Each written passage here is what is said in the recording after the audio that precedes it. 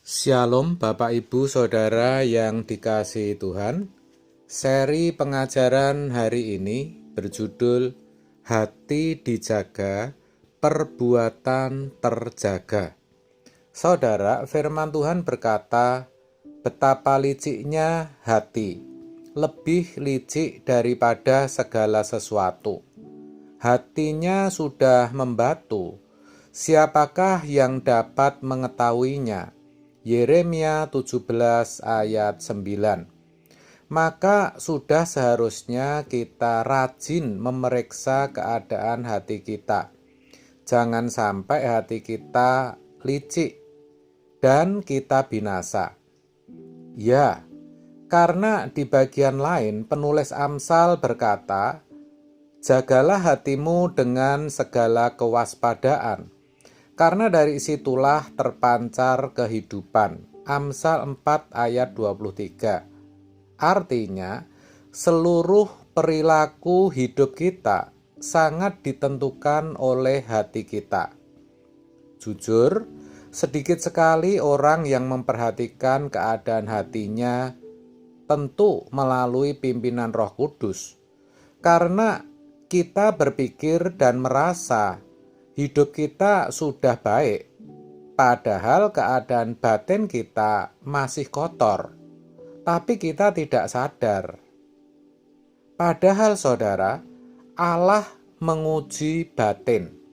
Wahyu 2 ayat 23, firman Tuhan mengatakan, dan anak-anaknya akan kumatikan, dan semua jemaat akan mengetahui bahwa akulah yang menguji batin dan hati orang, dan bahwa aku akan membalaskan kepada kamu setiap orang menurut perbuatannya. Jelas ada hubungan atau relasi antara hati dan perbuatan. Tuhan akan memperhadapkan setiap perbuatan di hadapannya, yang mana dikalimatkan membalaskan kepada setiap orang menurut perbuatannya. Saudara, dari hati terpancar kehidupan, terpancar perbuatan. Maka benar, hati harus dijaga. Di sini kita harus jujur, saudara, dan dengan rendah hati minta kepekaan dari Roh Kudus untuk mengenali diri kita dengan lebih lengkap, benar, utuh, dan sempurna. Iya, karena hati kita itu licik, kita itu munafik, tapi ironinya kita tidak sadar. Banyak hal yang tidak patut ada di pikiran kita, dan kita diamkan. Kita tidak sadar bahwa Tuhan mengerti pikiran kita. Hati kita pun masih penuh dengan iri hati, rasa tidak suka, kebencian, kemarahan terselubung, dan kesenangan dunia.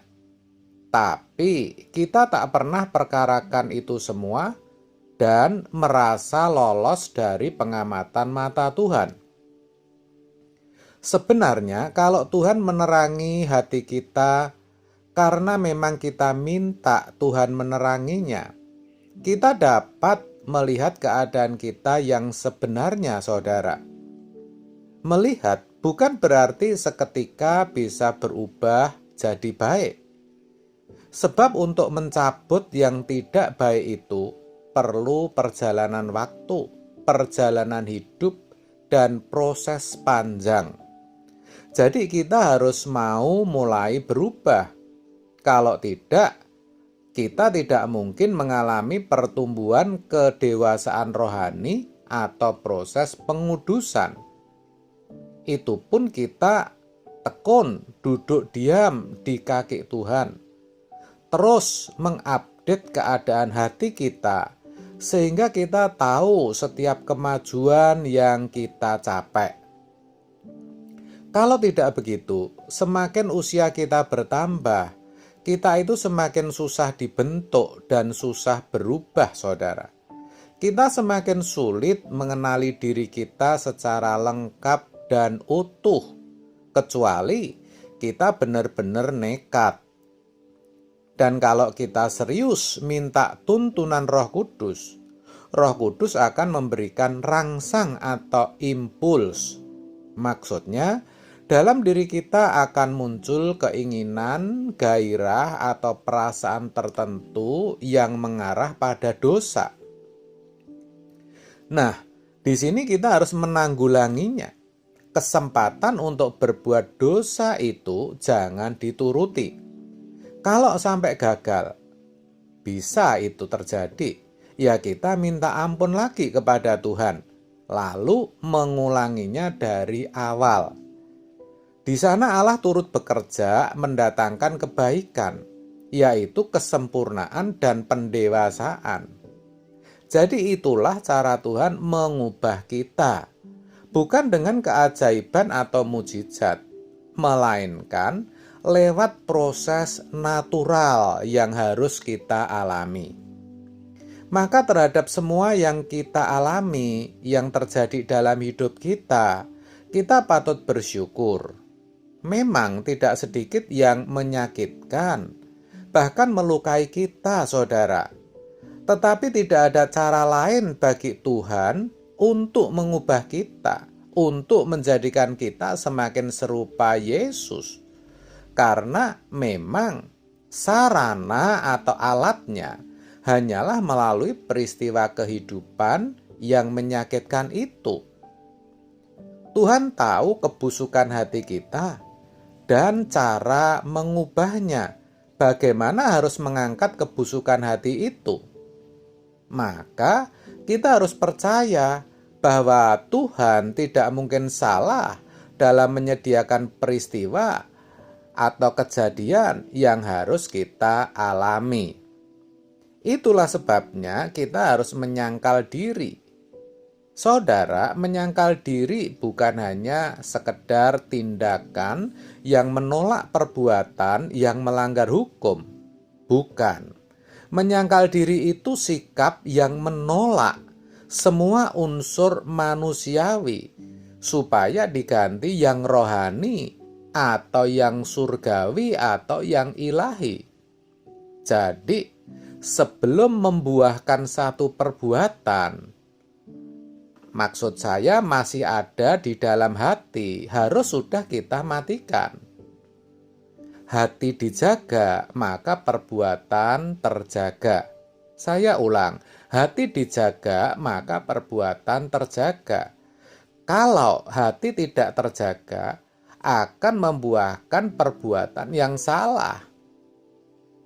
Maka kita harus kenali dulu keadaan kita. Kalau kita sudah mengenal keadaan kita yang sesungguhnya, baru kita tahu apa yang Tuhan mau kerjakan dan garap di dalam hidup kita. Saudara, hati itulah yang Tuhan lihat. Hati Tuhan bahagia kalau ia menemukan hati kita cocok dengan hatinya.